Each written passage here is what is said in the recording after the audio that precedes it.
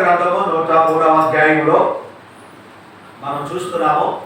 మరి ఆయన చేసిన ఉపకారాలు మరవకూడదు. ఆయన చేసిన ఉపకారాలు, దాన్ని బట్టి ఏ ఉపకారాలన్నీ మళ్ళీ ఒకసారి వెనకపోయా ఉంటే ముందుకు రాలేం కనుక ఒక మాట పెట్టి చెప్తున్నాను. దైవభక్తి. దైవభక్తి అంటే ఏంటి అని వివరణిస్తున్నాం. దైవభక్తిగా భక్తి అని ఎవరిని అంటారంటే సత్క్రియ కలిగిన వాడే దైవభక్తి కలిగిన వాడు. ఒకవేళ సత్క్రియలు లేకపోతే వాడిని దైవభక్తి అనరు అనేది మనం చూస్తున్నాం.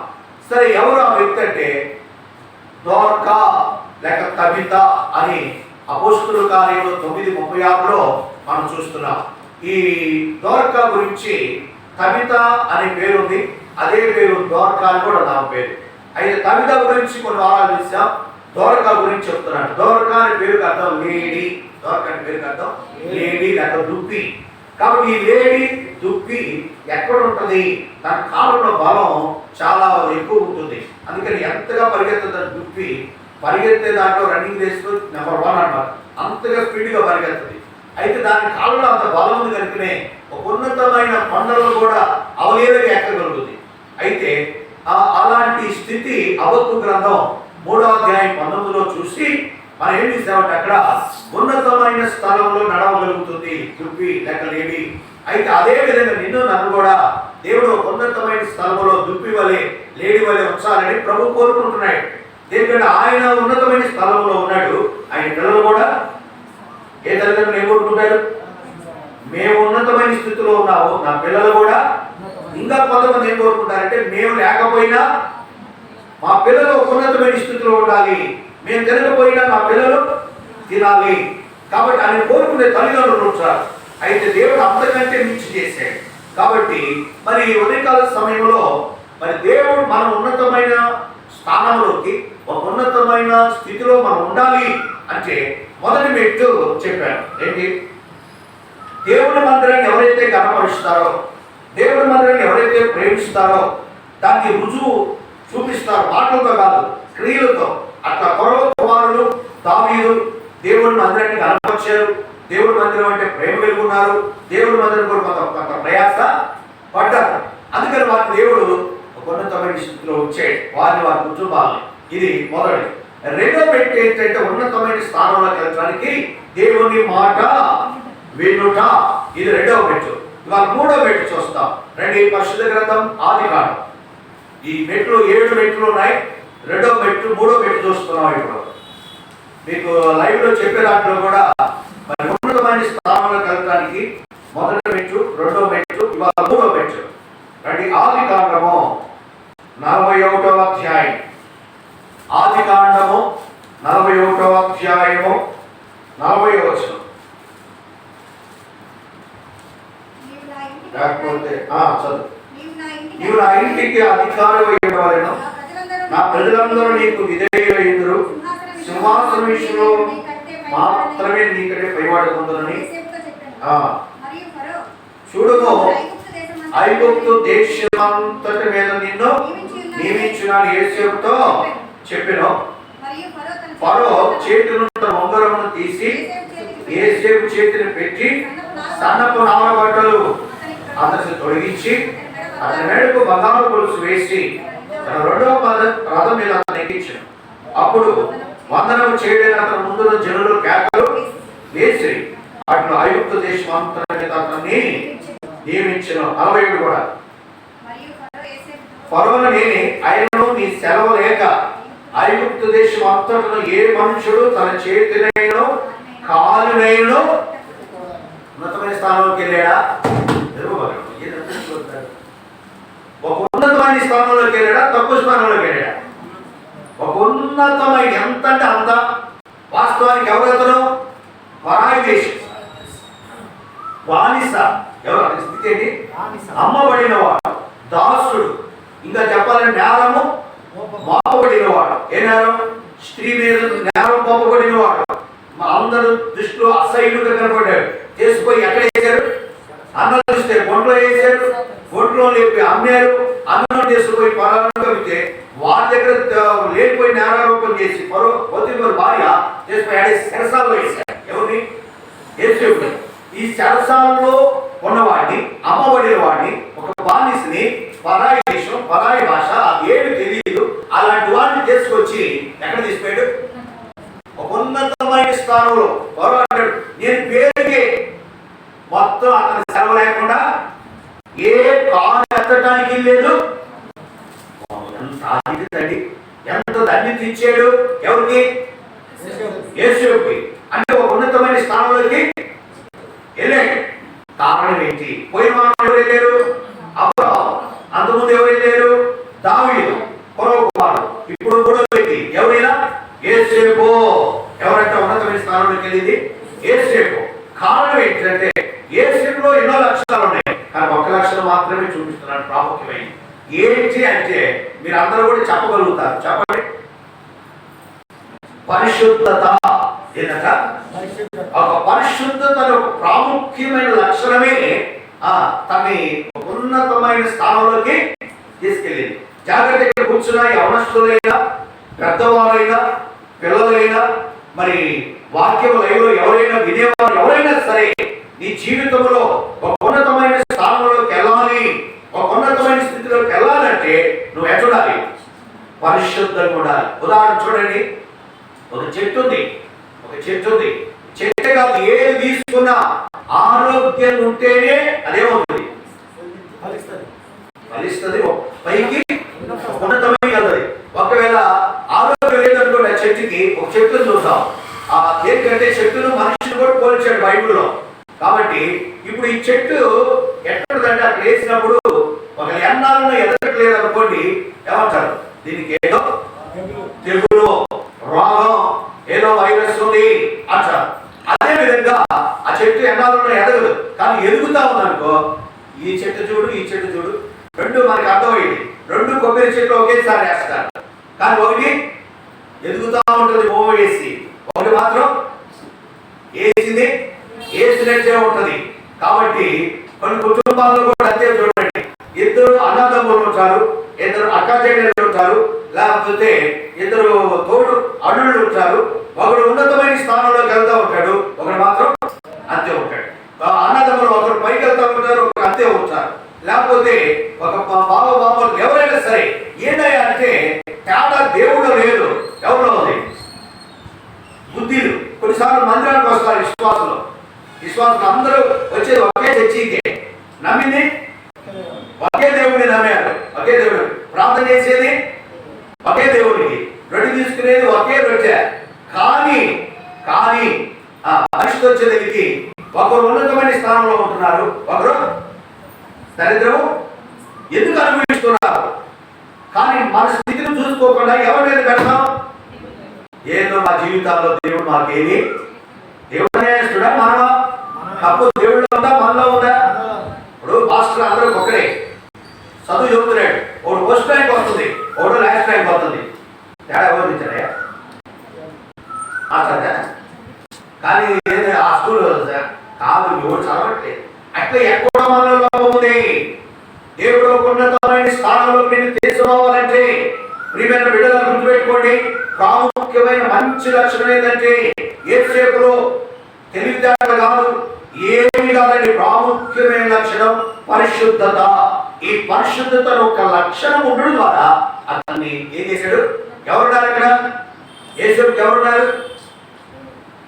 తెలిసిన బంధువులు ఉన్నారా? లేరు. స్నేహితులు ఉన్నారా? దానియేలు ఎవరున్నారు? స్నేహితులు ఉన్నారు. పాపం వీడి జీవితానికి ఎవరు లేరు, బంధువులు లేరు, స్నేహితులు లేరు, తల్లిదండ్రులు లేరు, భార్య ఎవరు మొదటి ఎవరు లేరు, తర్వాత పెళ్లి చేసుకున్నారు, వేరే విషయం. ఎవరు లేరు, అనాథ. ఎవరొచ్చు? అందరూ ఉన్నారు, కానీ ఏ స్థితిలో ఉన్నాడు? ఒక అనాథ స్థితి. తల్లిదండ్రులు ఉన్నారు, చనిపోయింది అనుకోండి, తండ్రి ఉన్నాడు, అన్నదమ్ములు ఉన్నారు, బంధువులు ఉన్నారు, వాళ్ళ ఊరు ఉంది, వాళ్ళు కూడా ఆ ఊరు తర్వాత ఏదో చిన్న ఇల్లు, ఏదో వాళ్ళ దగ్గర వాళ్ళకు చిన్న కుటుంబం కాదు. ఎవరి? యాకోబు కుటుంబము పెద్దదే, పేదోళ్ళే కాదు. అన్ని ఉన్నా ఏమనిపిస్తున్నాడు? అనాథగా, దరిద్రుడుగా ఉన్నాడు. కానీ దేవుడు ఉన్నతమైన దరిద్రుడిని, ఒక బానిసను, ఒక దిక్కుమాలను, ఒక అనాథని తీసుకొని ఏం చేశాడు? ఒక ఉన్నతమైన స్థానంలో తీసుకొచ్చాడు. ఒక ఉన్నతమైన స్థానంలో తీసుకొచ్చాడు. కారణం ఏంటంటే పరిశుద్ధత. పరిశుద్ధత వాళ్ళు పెట్టుకోవాలి. కాబట్టి ఇక్కడ నువ్వు కూడా ప్రవీణ, నువ్వు కూడా వెనక జరగండి. దూరం దూరం ఉన్నాడు. మీ మేలు కోసం చూస్తున్నామా? మీరు చెప్పకుండా మీరే జరగాలి. టైం వేస్ట్ కాకుండా వచ్చిన చూడటం అతను ఎక్కడెక్కడ సరిగ్గా పడతాను కూర్చోకూడదు. ఎందుకంటే మీకు మంచిది కాదు. తర్వాత ఇప్పుడు ఈ పరిశుద్ధత అనే లక్షణము ఉన్నతమైన స్థానంలో తీసుకోవడానికి కారణాలు ఏంటి? ఒక 7 విషయాలు ఉన్నాయి. ఇవాళ కొన్ని విషయాలు మనం చూద్దాం. మొట్టమొదటి మాట లేవీకాండం 11వ అధ్యాయం. ముందు ఇంట్రడక్షన్ చెప్పాను మీకు, ఇప్పుడు వాక్యంలోకి వస్తాం. లేవీకాండము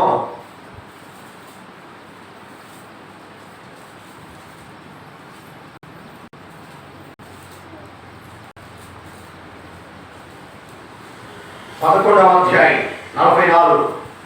లేవీకాండము 11వ అధ్యాయము 44. నేను మీ దేవుడైన యెహోవాను, నేను పరిశుద్ధుడును కనుక నేను పరిశుద్ధులై ఉండునట్లు మిమ్మల్ని మీరు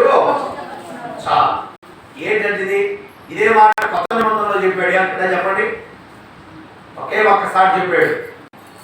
పాత నిబంధనలో చెప్పాడు, కొత్త నిబంధనలో కూడా చెప్పాడు. ఇదే మాట యేసు ప్రభువారు. ఇక్కడ తండ్రిని దేవుడు చెప్పాడు, అక్కడ కుమారుడు యేసు క్రీస్తు చెప్పాడు.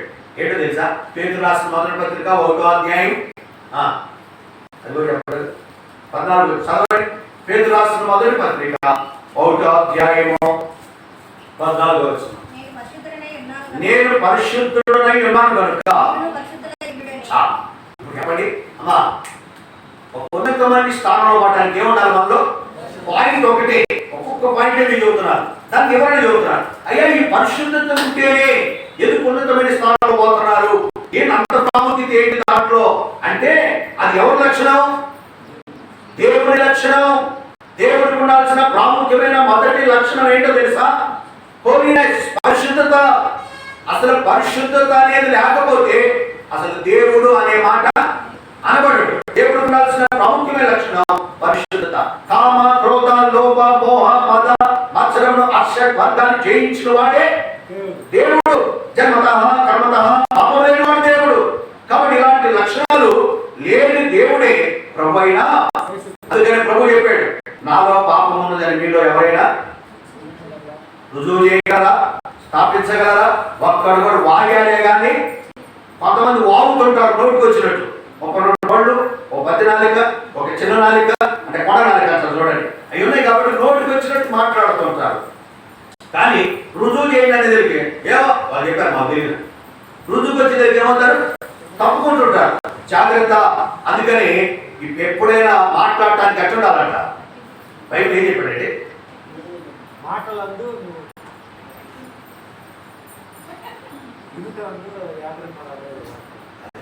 ఏదో చెప్పాడు బాబు కానీ వాళ్ళ కాటలా ఏది మార్క్స్ పెట్టినాడు కదా.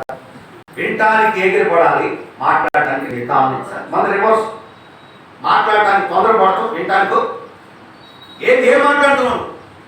నేను వెళ్ళేసరి ఎందుకు మాట్లాడి మరి తొందరపాటు ఎక్కువ మంది. మాట్లాడటానికి తొందరపడేవాడు జ్ఞానవంతుడు కాదు, మాట్లాడటానికి నిదానించేవాడే జ్ఞాని. కాబట్టి ఉదయకాల సమయంలో ఇక్కడ చూస్తే దేవుడికి ఉండాల్సిన ప్రాముఖ్యమైన లక్షణం ఏంటంటే పరిశుద్ధత. ఒకవేళ ఆయన జీవితంలో చర్మత, కర్మత, పాపములు ఉంటే అతను దేవుడు అనే మాట అనవటానికి అనర్హుడు. ఇప్పుడు దేవుని యొక్క లక్షణాన్ని కలిగి ఉండుట అందరు బట్టి నేను పరిశుద్ధుడు కనుక మీరు కూడా పరిశుద్ధులై ఉండుడి అంటే దేవుడి యొక్క గుణ లక్షణంలో ప్రాముఖ్యమైన మొదటి లక్షణం కనుక ఆ లక్షణం ఉంటే అందుకని వాళ్ళని తీసుకుని ఏం చేస్తున్నాడు? ఉన్నతమైన. ఇంకా దేవుడికి ఏమంటే నేను పరిశుద్ధుడు కనుక మీరు కూడా ఉండుడి అన్నాడు. అయితే వాస్తవానికి మనం ఎవరు? మన పరిశుద్ధులమేమి కాము. అందుకని ఇక్కడ లేవీకాండం ఏమన్నాడు తెలుసా? మిమ్మల్ని మీరు పరిశుద్ధపరచుకోండి. ఎట్లయ్యా? బైబిల్లో చూస్తే యేసు ప్రభు వారు మరి ఎవరున్నారు పరిశుద్ధులు భూమి మీద? ఎవరు లేరు. ఏ భేదం లేదు, అందరూ పాపం చేశారండి. ధనికులు, పేదవాళ్ళు, స్త్రీలు, పురుషులు, చదువుకున్న వాళ్ళు, చదువు లేని వారి భేదం లేదు. భేదంలో లోకంలో అన్ని రకరకాల భేదాలు ఉన్నాయేమో, కానీ పాపం చేసే విషయంలో భేదము లేదు. పాపం అంటే ఏమి? అబద్ధమే కావచ్చు, దురాలోచన కావచ్చు, చెడు అలవాట్లే కావచ్చు, దాంట్లో భేదం లేదు. అందరూ పాపం చేశారు. అయితే ప్రభు ఈ పాపి అయిన మానవుడిని దేవుడు ఏం చేశాడు? పిలిచాడు. చూడండి, రోమిలకు రాసిన పత్రిక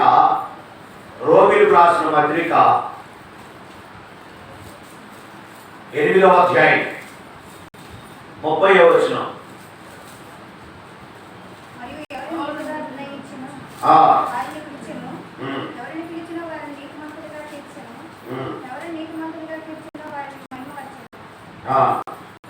ఇక్కడ ఏమంటున్నాడు? మళ్ళీ చదవలేదు.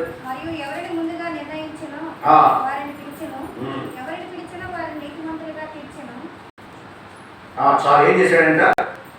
ముందు ఒక నిర్ణయించిన తర్వాత ఏం చేశాడు? పిలిచాడు. ఎవరిని పిలిచాడు?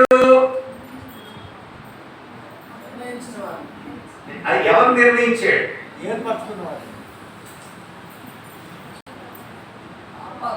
ఎవరిని పిలిచాడో నిర్ణయించిన వారని మాట అనుకున్నా ఒక మాట చెప్పండి. మళ్ళీ చదవండి. పిలిచి చదవండి. అట్లనే ఎవరిని పిలిచిన? అది రండి, లోకాసు వార్త 5వ అధ్యాయం 32. లోకాసు వార్త 5వ అధ్యాయం.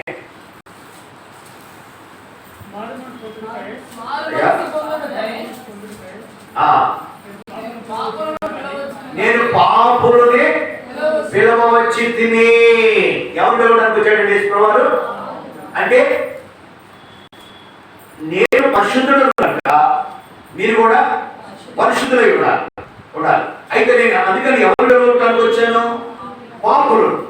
నీతిమంతులు ఎందుకు పిలవలేదు? ఎవడు లేడు. నీతిమంతుడు లేడు, ఒకడు కూడా లేడు. అందుకని ఇప్పుడు పరిశుద్ధుడు అయిన దేవుడు ఒక పాపిని పిలిచాడు. ఒక పాపాత్ముడైన మనలను పిలిచాడు. చూపులు, మాటలు, రకరకాల అంతరంగంలో అధికారం మొదలుకొని నిన్నటి వరకు అంత పాపంలో ఉన్నాం. ఈ పాపిని మనల్ని పిలిచాడు దేవుడు. ఆ లోకంలో మంచోడు పిలుస్తారు, చెడ్డోడిని ఎవరు? కానీ యేసయ్య మాత్రం ఈ చెడ్డవాడిని, పాపాత్ముని పిలిచాడు. పిలిచి ఏం చేశాడు? పవిత్రుడుగా, పరిశుద్ధుడుగా తీర్చిదిద్దాడు. దీనిని బట్టి ఏమవుతుంది? ఆ వ్యక్తి దేవుని యొక్క లక్షణాన్ని కలిగి ఉన్నాడు కనుక ఆ వ్యక్తి ఏమయ్యాడు? చాలా అంటారు, అయ్యా ఆ వ్యక్తి ఎందుకంటే ఉన్నతమైన స్థితిలో కలిగి కొడుకు అంటే ఆ తండ్రి యొక్క గుణలక్షణమే ఈ కొడుకు కలిగి ఉన్నాడు. ఆ తండ్రి ఉన్నతమైన స్థానంలో ఉన్నాడు. అదే లక్షణం కొడుకు కూడా అనుసరించాడు కనుకనే అతను కూడా ఉన్నతమైన స్థానంలో వెళ్ళాడు. కొన్నిసార్లు ఉంటాడు ఐఏఎస్ కలెక్టర్ ఉంటాడు. కలెక్టర్ కొడుకు కూడా కలెక్టర్ అయ్యాడు. ఏమంటారు? ఎవరైనా అంటే వాళ్ళ నాన్న కలెక్టర్ అంటే అతను తండ్రికి తగ్గట్టుగా కొడుకు లేదా కొన్నిసార్లు అంటాడు, అయ్యా తండ్రి కంటే కూడా మించి స్థానంలోకి వచ్చాడు. కాబట్టి ఇక్కడ తండ్రి అయిన దేవుడు పరిశుద్ధుడు కనుక ఆయన గుణలక్షణాలు కలిగి ఉంటే, అదే పరిశుద్ధులు కలిగి ఉంటే దేవుడు నిన్ను కూడా ఏం చేస్తాడు? ఒక ఉన్నతమైన స్థానంలో తీసుకొచ్చాడు. దీన్ని బట్టి ప్రభుత్వం ఏం చేయాలి? దేవా, అపవిత్రుడైన నన్ను, పాపినైన నన్ను పిలిచి ఏర్పరచుకొని అయ్యా నీతిమంతుడుగా తీర్చి, పరిశుద్ధుడుగా తీర్చి, నీ రక్తంలో కడిగి నన్ను పరిశుద్ధుడు వేసి ఒక ఉన్నతమైన స్థానంలోకి దేవుడు తీసుకెళ్ళాడు. పరిశుద్ధత అందుకనే మీరు కూడా కలిగి ఉండండి. ఇది మొట్టమొదటి మాట. రెండవ చూద్దాం. రెండవ మాట,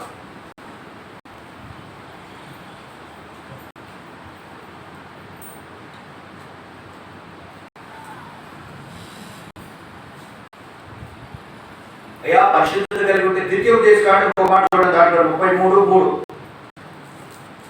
పరిశుద్ధత కలిగి ఉంటే ఎందుకు ఉన్నతమైన స్థానంలోకి వెళ్తున్నాడు అంటే దేవుని యొక్క గుణలక్షణం కలిగి ఉండుట, అది మొదలని చెప్పాడు. దానికి ఇంకొక మాట చూడండి చాలు. రెండో విషయం చూద్దాం. 33:3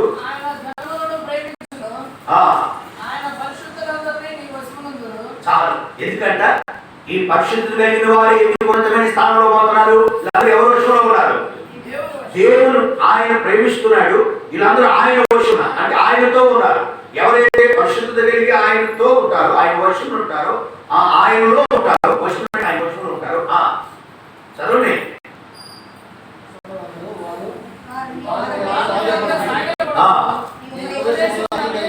అది చూసావా, ఆయన వర్షం నుండి ఆయన పాదాలు నిలబడి ఆయన ఉపదేశాన్ని ఏం చేస్తుంటాడు, విని అంగీకరిస్తూ.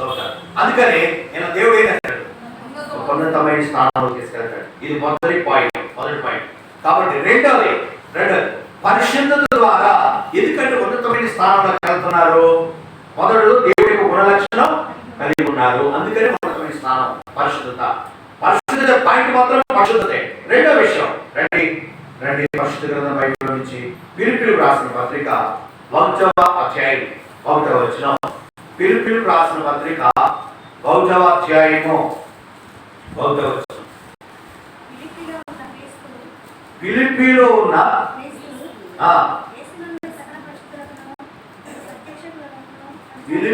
ఉన్న క్రీస్తు యేసు నందలి చాలు పరిశుద్ధులు ఏడున్నారంట. రైట్. అంటే ఇప్పుడు ఉన్నతమైన స్థానంలో పడడానికి రెండో కారణం యేసు క్రీస్తులోకి బాగలుగుతున్నావు. పరిశుద్ధత లేకపోతే, నీతి లేకపోతే నువ్వు ఎవరిలో వాలేవు, క్రీస్తులో వాలేవు. పగల యేసులో అనొచ్చు, యేసులో దగ్గరకు వచ్చారనొచ్చు, ప్రార్థనకు వచ్చారనొచ్చు, యేసులో అనుకున్నానొచ్చు, బైబిల్ చదివానొచ్చు, నువ్వు ప్రార్థన చేసుకున్నావు అనొచ్చు. కానీ నువ్వు ఎవరిలో పోలే, క్రీస్తులో పోవాలి. ఎవరైతే యేసు క్రీస్తులోకి ఎవరు బాగలుగుతారు, క్రీస్తులోకి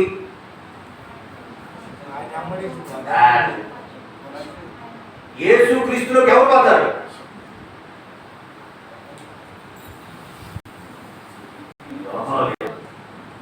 యేసు క్రీస్తులోకి ఎవరు పోతారు, పరిశుద్ధులు. అది వాక్యం ఇవ్వని చెబుతున్నా కదా.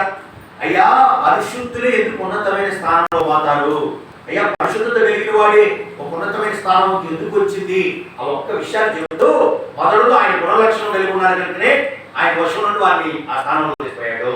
రెండోది పరిశుద్ధత ద్వారా ఎందుకు ఉన్నతమైన స్థానంలోకి వెళ్తున్నారు అంటే, ఈ పరిశుద్ధత ద్వారా ఎవరో ఉంటున్నారు, యేసు క్రీస్తులోకి బాగలుగుతున్నారు. అంటే ఎవరైతే యేసు క్రీస్తునందు ఉంటారో, ఎవరైతే యేసు క్రీస్తులో ఉంటారో వాళ్ళ దేవుడే కదా ఉన్నతమైన స్థానంలో వెళ్తారు. యేసు ప్రభు వెలుపల నీకు ఉన్నతమైన స్థానం లేదు, ఉన్నది నిలవనే నిలవ. ఇది రెండో పాయింట్. మూడో చూడండి, ఇంకెవరు చెప్పడానికి కష్టం అవుతుంది. మూడో విషయం యోహాను సువార్త 15వ అధ్యాయం 5వ వచనం. యోహాను సువార్త 15వ అధ్యాయం 5వ వచనం. ద్రాక్షావల్లి నేను, తీగలు మీరు, ఎవడు నా యందు నిలిచియుండునో చాలు. చెప్పండి, ఎవరంటే ఉన్నతమైన స్థానంలో పోయేది, బహుగా ఫలించేవాడు. ఫలించినవాడు ఉన్నతమైన స్థానంలో పోతాడా, ఎక్కడతాడు? 7వ తరగతి పాస్ అయితే అంటే ఇప్పుడు అంటే పోయి అనుకోండి, 7 ఫలిస్తే 10th లో పోతాడు, 10th ఫలిస్తే ఇంటర్మీడియట్ పోతాడు, ఇంటర్ ఫలిస్తే డిగ్రీ పోతాడు, లేకపోతే ఎంసెట్ ఫలిస్తే ఒక సీట్ వస్తుంది, లేకపోతే నీట్ వస్తే ఒక సీట్ వస్తుంది. ఫలిస్తే కదా నీకు ఉన్నతమైన స్థానంలోకి. ఫలించకుండా ఉన్నతమైన స్థానం నీకు లేదు. కాబట్టి ఇప్పుడు ఎట్లా ఫలించారంటే బహుగా. యేసేపు ఫలించాడు, యేసేపు అనగా ఫలించుడు, బహుగా ఫలించాడు. యేసేపు గురించి మీరు ద్వితీయోపదేశకాండం 33వ అధ్యాయంలో కానీ ఆదికాండం 50వ అధ్యాయంలో కానీ చాలా ఎక్కువగా రాయబడుతుంది, యేసేపును దేవుడు బహుగా ఫలింపజేశాడు. అందుకని అక్కడ ఉన్నతమైన స్థానంలోకి వెళ్ళాడు. అయ్యా ఇప్పుడు ఉన్నతమైన స్థానంలో పోవడానికి మరి బహుగా ఫలించాలి అన్నారు. మంచిది. నీ కుటుంబము మరి ఆత్మీయంగా, భౌతికంగా కాదు, ఆత్మీయంగా బహుగా ఏం కావాలి, నువ్వు ఫలించాలి. అయితే ఇప్పుడు యోహాను సువార్త 15:5లో బహుగా ఫలించడానికి కారణం ఏంటి?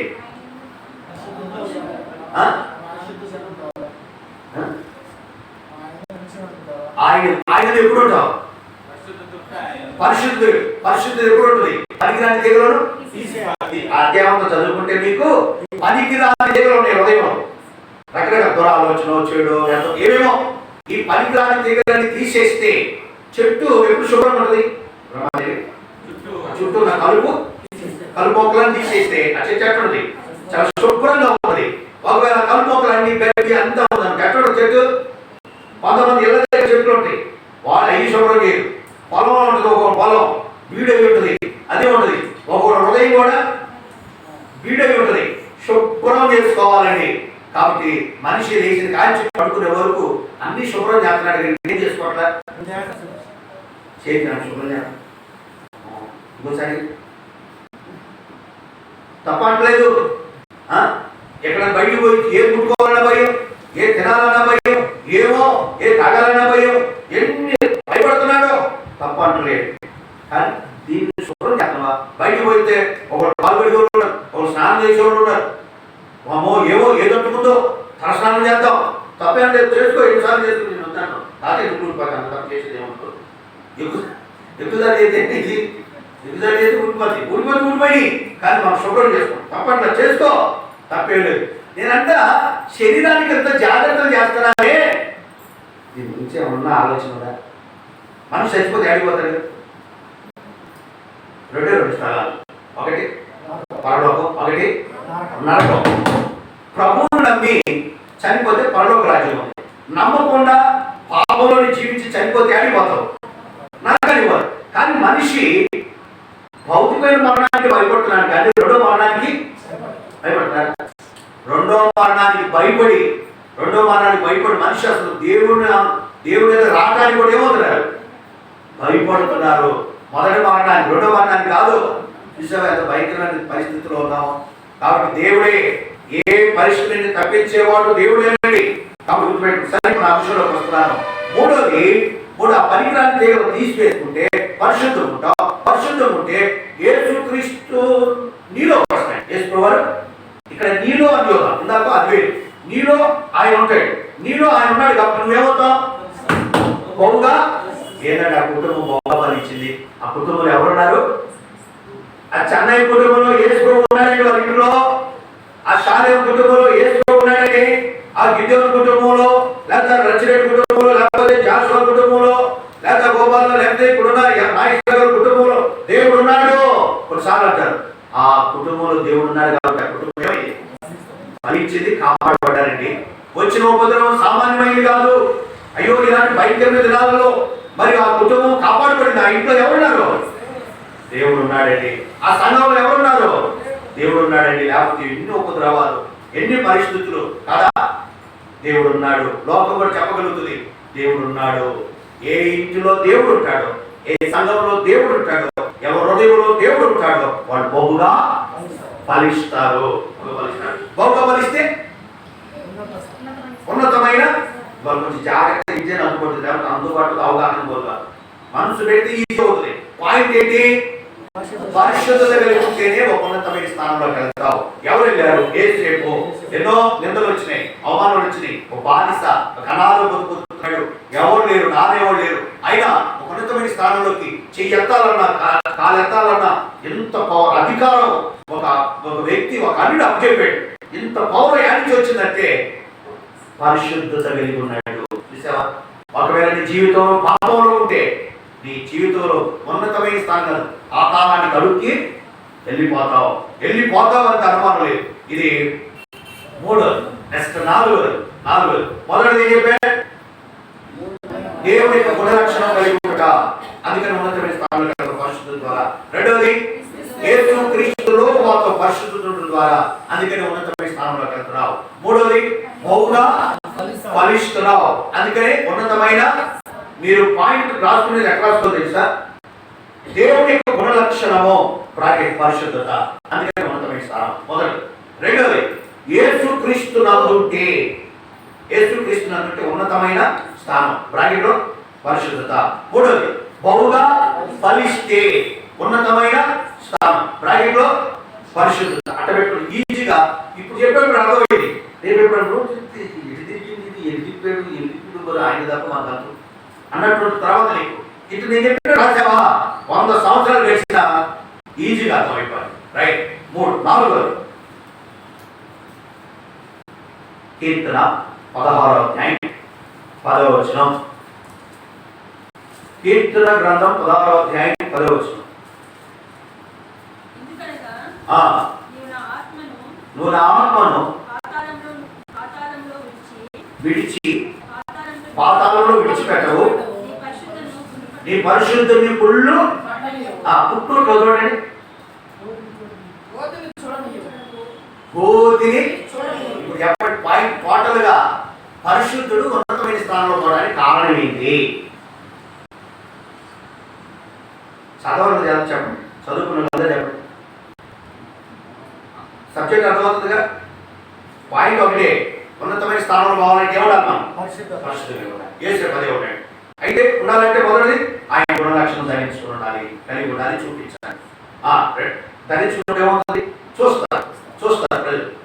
రెండోది యేసు క్రీస్తులో ఉంటే ఉన్నతమైన స్థానంలో పోవాలి. 3 బహుగా ఫలిస్తే ఉన్నతమైన స్థానంలో పోవాలి. 4 జీవం. రైట్. నీ పరిశుద్ధుని ఏంటంట? కుళ్ళు పట్టలేదంటే జీవం ఉన్నట్టే. దేనికి కుళ్ళు పడుతుంది? జీవం ఉన్నవాడిగా జీవం లేనివాడిగా. చచ్చిపోయిన తర్వాత కుళ్ళు పడితే బతుకుని కుళ్ళు పడతారా? సస్తే ఏదైనా కుక్క చచ్చిపోయింది ఏమవుతుంది? మనం చచ్చిపోతున్నాడు, కుళ్ళు పట్టిపోతుంది.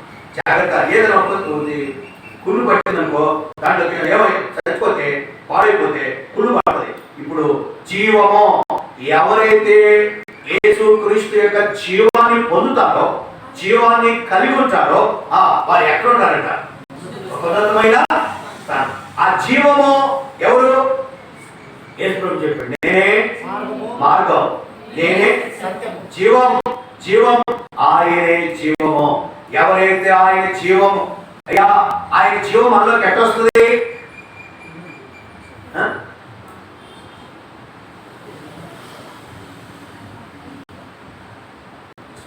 నీతిమంతుడు విశ్వాస మూలంగా జీవించును. అంటే ఏది ఇక్కడ? విశ్వాస మూలంగా నీతిమంతుడు జీవిస్తాడు. ఎవరైతే ఆత్మీయంగా జీవిస్తూ ఉంటారో వారు ఉన్నతమైన స్థానంలోకి వెళ్తారు. కొంతమంది ఉంటారు, పేరు జనాభా లెక్క ఉంటారు, కేవలం ఏమన్నాడు? ప్రకటన 7 సంఘాలు ఏమన్నాడు?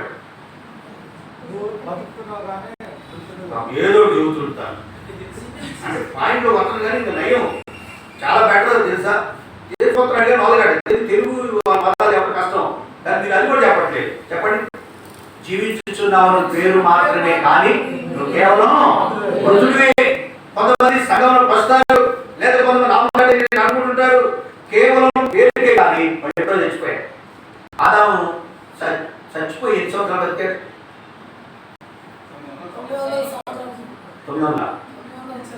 930. గుర్తుపెట్టుకోండి, 930 సంవత్సరాలు బతికాడు. కదా ఆత్మీయంగా చచ్చిపోయాడు. పాప ఆఖ్యాత క్రమం రోజే చచ్చాడు, కానీ చచ్చిపోయాడు. ఏం ప్రయోజనం? కొంతమంది అంటారు, అన్న నేను ఎప్పుడో చచ్చిపోయాను, కాకేదో బతుకుతున్నాను. కాబట్టి అట్లా కాదు. ఆత్మీయంగా జీవిస్తే శారీరకంగా రోగాలు ఉండొచ్చు, శారీరకంగా బాధలు ఉండొచ్చు, కుటుంబంలో ఆర్థిక ఇబ్బందులు ఉండొచ్చు, నీకు దారిద్ర్యం ఉండొచ్చు, ఏం పర్వాలేదు. కానీ ఆత్మ ఎట్టుండాలి? ఇప్పుడు శరీరానికి రోగాలు వస్తాయి, శరీరానికి బాధలు వస్తాయి, కుటుంబానికి శ్రమలు వస్తాయి, ఇబ్బందులు వస్తాయి, పక్కన పెట్టావు. కానీ ఆత్మ ఎప్పుడు ఎట్టుండాలి? జీవిస్తూ ఉంటే ఆ వ్యక్తి ఏమవుతాడు? ఉన్నతమైన స్థానంలోకి వెళ్తాడు. ఇదన్నది అయ్యా ఆ జీవనం పొందాలి అంటే ఆయనతో ఏం కావాలి? అంటు కట్టబడాలి, ఆయనతో అతకబడాలి, ఆయన హత్తుకున్న అనుభవం ఉండాలి. అప్పుడే ఆ వ్యక్తి జీవాన్ని పొందుతాడు, ఆ వ్యక్తి ఒక ఉన్నతమైన స్థానంలోకి వెళ్తాడు. ఇది 4.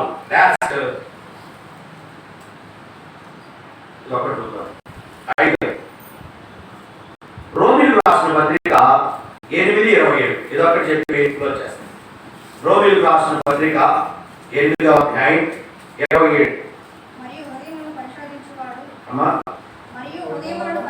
పరిశోధించువాడు ఆత్మీయ మనస్సు ఏదో ఎరుగును, ఏదైనా మన దేవుని చిత్త ప్రకారం పరిశుద్ధుల కొరకు విజ్ఞాపన చాలు. ఇప్పుడు చెప్పండి, మనం ఉన్నతమైన స్థానంలో పోవటానికి మెయిన్ కారణం పరిశుద్ధత. ఎందుకైనా పరిశుద్ధత ఉంటే పైకి ఎందుకు పోతారు? చెప్పండి లక్షణం. ఎవరు చేసేది? ఎవరు పక్షాన?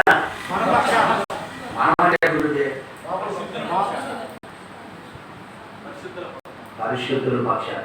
అంటే నువ్వు పరిశుద్ధంగా ఉంటే ఈ పక్షాన్ని ఎవరు చేస్తారు? ఆయన. నేను పాపం చేసుకుంటా ఉంటా, నేను తిరుగుతూ ఉంటా, తింటా ఉంటా, పాపంలో జీవిస్తా అంటే నేను ఎక్కడ తిరుగుతుంటా, పాపం చేసుకుంటా, ఆ పక్షాన్ని విజ్ఞాపం చేయాలి చేతరా చేయాలి వదిలేస్తారు. అయితే ఎవరైతే పరిశుద్ధంగా జీవిస్తారో, ఎవరైతే పరిశుద్ధత కలుగుతారో వారి పక్షాన్ని కొన్నిసార్లు మనం చేసే ప్రార్థనే కాదు, అంటే ప్రార్థన జీవితంగా చేయాలి. మన పక్షాన్ని ఎవరు చేస్తున్నారు? తండ్రి ఇప్పుడు పార్శ్వమున కూర్చొని నిత్యము మన కోసం ఏం చేస్తున్నాడంటే ఆయన చేస్తున్న పని, అది పరిశుద్ధాత్మ చేసిన పని కూడా ఏదంటే తండ్రి కుటుంబాన్ని నిత్యం జ్ఞాపకం చేస్తున్నాడు. అయ్యా అయ్యా చన్నయ్య కుటుంబాన్ని జ్ఞాపకం చేసి, యెరూషలేము సంఘాన్ని జ్ఞాపకం చేసి, చాలయ కుటుంబాన్ని కాపాడయ్యా. అయ్యా నా దైవ సేవకుడు కుటుంబాన్ని, నా దేవుడు, నా బిడ్డలు అందరిని కాపాడయ్యా. పేరున నేనే ఒక సేవకుడిగా, మానవాదుడుగా పేరున మీ పిల్లలు, మీ కుటుంబానికి ప్రతి దినం ఉదయం సాయంత్రం దినానికి మర్చిపోకుండా రోజు మీకోసం నేనే ప్రార్థన చేస్తున్నప్పుడు ప్రాణం పెట్టి దేవుడికి ఎంత శ్రద్ధ ఉండాలా? కాబట్టి ఆయన ఏం చేస్తున్నాడు? నిత్యం మన కోసం. కొన్నిసార్లు నేనైనా మర్చిపోవచ్చు, కొన్నిసార్లు నేనైనా చేయలేకపోవచ్చు, కానీ దేవుడు మాత్రం మర్చిపోయేవాడు కాదు. యెహోవా మమ్మును మర్చిపోలేదు. మనసు ఏమవుతారు? మర్చిపోతారు. అయ్యో అలా మర్చిపోయాను మీరు అంటున్నారన్నా, ఎప్పుడు కనబడినప్పుడు అంటున్నాను అన్న బాగున్నారన్నా, చూసావా ఎలాంటి పరిస్థితి ఉంటుంది. అయితే దేవుడు మర్చిపోయేవాడు ఒకదాన్ని చెప్తారు. ప్రార్థన ఎంత శక్తివంతమైందో. ఒకసారి ఒక వ్యక్తి కొండ మీద ఆగినాడు. కొండ మీద ఎందుకు నైట్ ప్రయాణం చేస్తూ ఒక్కసారిగా కింద పడిపోయాడు. చూస్తే పెద్ద లోయ, కాలాంత కాలం ఏమంతం కాట్లా. ఐదారు చివరికి ఒక చెట్టును పట్టుకున్నాడు. ఒక పొద, ఏదో చెట్లు పొద ఉందన్నమాట. జారి పొద పట్టుకున్నాడండి. ఆ పొద పట్టుకొని గడగడ వదిలితే ఏడబోయి చచ్చిపోతాను టెన్షన్ పడుతున్నాడు. ఈ లోపల యేసయ్యా దేవుడు నమ్ముకున్నాడు. యేసయ్యా ఎవరున్నావయ్యా, ఎవరున్నావై నువ్వు ఉన్నావా? ఉంటే నీ దగ్గరే ఉన్నానండి. నీ దగ్గర ఉన్నావా? ఆ మాట వినపడుతుందా నీకు? వినపడుతున్నాయి. వినపడుతున్నట్టు ఉన్నట్టు లేదట. ఇప్పుడు మీ మధ్య నేను ఉన్నానంటో లేదబ్బా? ఉన్నా నువ్వేంది మాట వినపడు అంటే చీకటి కదా, మనిషి అంటట్ల మాట వినపడుతుంది. ఉన్నట్టేగా? ఉన్నావయ్యా? ఉన్నానండి.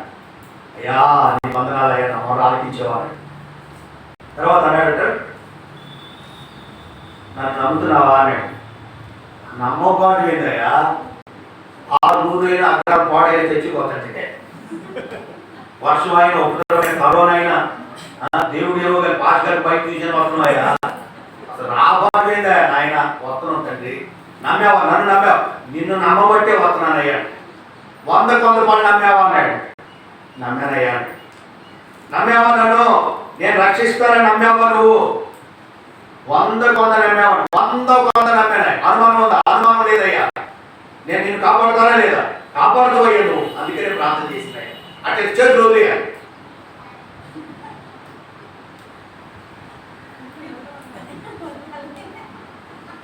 ఏం చెప్పాను? వాడిని చేసిరాక లేక మనలో అయినట్టుగా పాడు. ఇప్పుడు చెట్లు కొట్టుకున్నాడమ్మా, పదవి ఇప్పుడు ఊగులు ఆడుతున్నావు, ఇక భయపడుతున్నాడు. రాత్రి ఏమీ అర్థం కావట్లా. నన్ను నమ్మేవా అని 5 చేతులు రోజున్నాడు. అలా నువ్వు భలే చెప్పి కొద్దిగా ఆలస్యమైనా సరే నేను వదలు. నమ్మకం లేదు, కానీ ఏమన్నాడు? జ్యోతి బాగా అర్థమైంది. పట్టుకున్నావు పొదని, ఏం అర్థం కావట్లా. దేవుడు నన్ను నమ్మేవుగా, నేను ఉన్నాను కదా, వదులు కింద కాదు చేయవద్దు. వదలి నీకేం కాదా? వదలాలా లేదా? వదిలేడా లేదా? వదలా. వామ్మో భలే మాట చెప్పి నిదానమైన నేను వాదలు. ఇదే నాకు దొరికింది. ఏంది? ఆధార్. వామ్మో దీన్ని వదిలేయమంటో నేను వదిలేనా? వెళ్ళిపోయాడు దేవుడు. దేవుడు ఏసయ్యా ఏసయ్యా లేడు. ఎందుకని? నమ్మకం లేదుగా. వెళ్ళిపోయాడు దేవుడు. వెళ్ళిపోతే రాత్రి అంతా బాగా వినాలి. రాత్రి అంతా నరక వేదన పడ్డాడట. చెయ్యి లాగుతుంది, కాళ్ళు లాగుతుంది. వేళపడటం సామాన్యంగా ఏ భగవంతుడు అని నేను నమ్ముకున్నా కానీ మళ్ళీ ఏమన్నాడు, ఏందయ్యా వదిలిపెట్టిపోయి ఇంత దుర్మార్గమయ్యా, ఇంత కఠిన హృదయమై ఎవరికి పెట్టిన మళ్ళీ ఎవరిని పెడతాడు అని రాత్రంతా చేతులాగా కోసి కొట్టుకుని అయ్యా నరక వ్యాధి పొంది తెల్లారిందట. తెల్లారి చూస్తే కింద చూస్తే 2 అడుగుల ఎత్తులోనే ఉన్నాడు భూమి. నేలకి ఎన్ని అడుగులు ఎత్తులో ఉండు. అందుకనే దేవుడు వదలమని అనుకుంటా ఉంటున్నాడు. భగవంతుడు నా కోసం మిమ్మల్ని పెట్టి నేను మీ కోసం